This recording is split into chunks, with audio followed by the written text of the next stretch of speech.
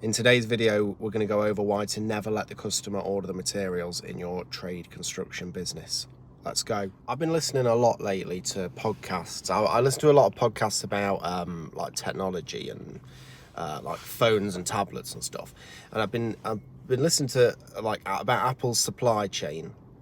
So like back in the or even now, most smartphone makers, they make a certain amount of the stuff that goes into the phone, but most of the stuff that goes into the phone they don't deal with themselves. They have a supply chain, so they'll get the battery from one place, they'll get the chip from somewhere else, they'll get the screen from somewhere, they'll send it all to a factory, and then someone in the factory puts all them bits together and makes it right.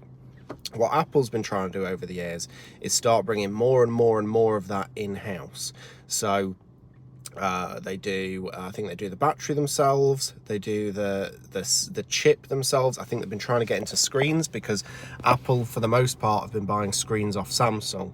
And obviously, you know, I remember what it was like back in the day when I was doing fencing and I was buying the fencing materials from a fencing company, and you're like competing against the people you're buying from, which is similar to like the situation Apple's in. But it got me thinking about this supply chain thing, because I spoke to a customer on Friday and they wanted some artificial grass. I dropped them the samples off and he rang me and he said, "Oh, Michael, look, I really want you to do the install. I really want you to do the job for us, but I really want some 360 grass." So 360 grass is artificial grass has a pile direction, so it looks good from one side but not from the other. And this 360 grass that he's seen looks good from both sides. It's a lower quality grass, but it looks the same from both sides rather than being shiny on one side. Long story short, he wants us to do it, but he was asking would we be willing to do it if we weren't supplying the grass and they were supplying the grass. And I said to him, look, for you, because the guy he's in the trade, so he kind of understands where I'm coming from with this, whereas your general customer doesn't understand. I said to him, the reason I wouldn't, let me just give you the reasons why I wouldn't usually do this, but yes, I'd do it for you. So I don't control the supply chain. So if there's a delay in it being delivered, if it gets delivered and they deliver the wrong thing, so they deliver just the wrong grass, that happens. If they deliver it and there's a fault in it, you know, how easy are they to deal with in terms of, will they take it back? Will they be funny about it? Will I be like halfway through the job and now have this issue with the supplier? I don't know, because I don't deal with them all the time. And I'm gonna have to, if you order it, you're gonna have to be the middleman to deal with that if there's an issue with it. It's not a product I usually deal with, so is the join gonna look good? Because some grasses just don't join up very well. There's like, you know what it's like, if the customer's supplying materials, you know, there's a few things. It's like, are they gonna order the right amount? Are they gonna order it long enough? Because stuff, it's like Chinese whispers, stuff gets lost in translation.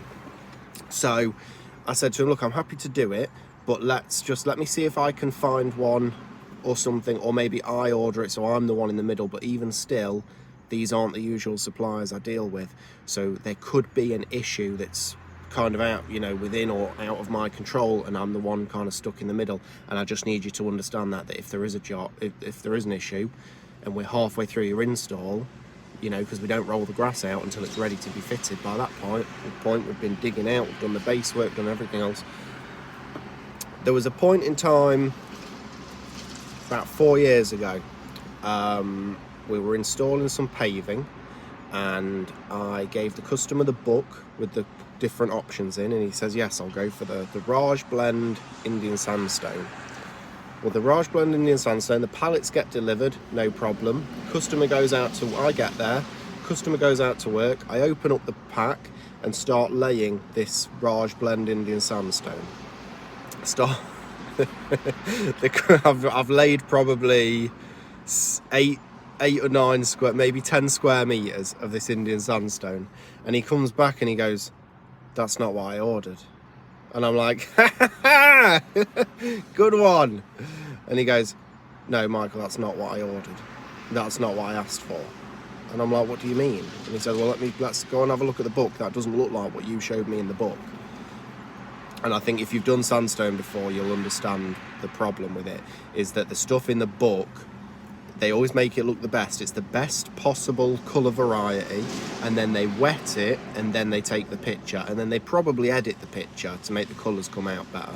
Because this stuff that he ordered, you know, I sprayed it down, washed it down, and it looked better, but still the colours were all like the same, whereas he wanted like the reds and the blues and the greens to stand out. So while they were still wet, I was just about to leave. It was like 4:30, 5 o'clock, and I'm like, right, they're gonna have to come up now while the mortar's still green. You know, while it's still that, I'm gonna have to get them up, wash them down. Luckily, the supplier took them back, but I did have to wash them down and make sure they were almost like brand new. But it was just this big deal that I was stuck in the middle of. And after that point, I said, right, if anyone wants paving again, I'm not ordering it. The customer can pick it, the customer can order it, they can get it delivered. And you're not going to get out of these issues no matter who orders it. And then there was issues with like the customer wouldn't order enough, or they'd order the wrong thing, or you know, like especially paving, it comes, you can get it calibrated, so it's like all the same. I think calibrate's the word, so it's all the same thickness all the way through.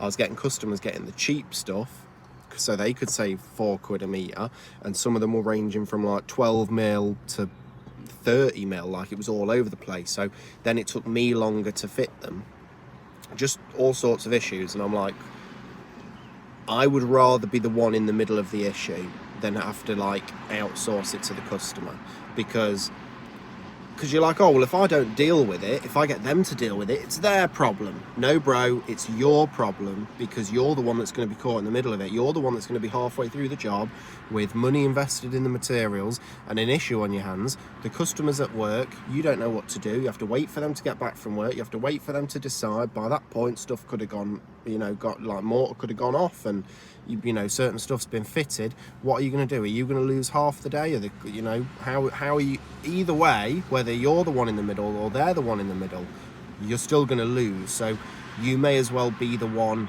in control of the supply chain, like as much as possible. I know that like landscaping, it is a pain, because you go out to do a quote for like a big landscape where they want decking and porcelain, and they want this stone over there, and then these cobbles, and they've found it all online and they've chose this one, so it's going to maybe make it a bit difficult for you to get a margin on it. But no matter what, try and put yourself in the main. Try and keep yourself in the middle and do as much of the supply yourself as possible, because you know what you need to order, you know how much you need to order, you know what day it needs to be there. If it comes and it's not quite right, you can call the supplier and make it right, rather than having to Chinese whisper through the customer. I just think that as much as humanly possible, you need to bring the supply chain inside. If that's like one of the reasons that we generally don't fit other people's artificial grass, because I want to be the one in the middle. Or even stuff like the customer says, oh well, I'll do the digging out, and you're like, well, you know, if you leave it too low, I'm gonna have to bring more stone in. If you leave it too high, I'm gonna have to dig out more anyway. Just leave me to do. I just want to do the whole thing, because I know I'm the one that knows what I'm doing, you know. Especially when it comes, I order materials wrong myself. I do it all day, every day. Never mind leaving a customer to order stuff. Yeah, order your own materials. Guys, look, if you've got any questions, I want to make some more videos like this. If you've got any other topics you want me to cover, drop it down in the description below, and I'll see you in the next one. Goodbye.